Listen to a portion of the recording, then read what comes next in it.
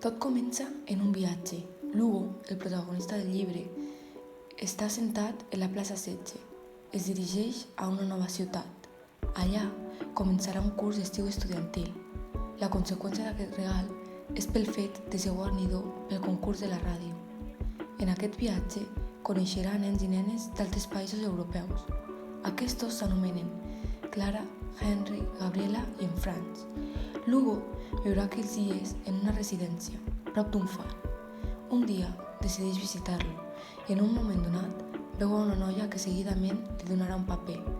Aquest paper conté unes paraules significatives amb la Segona Guerra Mundial. Així doncs, pel malentès, Lugo decideix deixar passar l'advertència que li portarà a un desmai. La causa és la bala que rep després d'adherir-se a la porta del far. El nen de 16 anys es desmaia i és llavors quan uns dies més tard es desperta a l'hospital.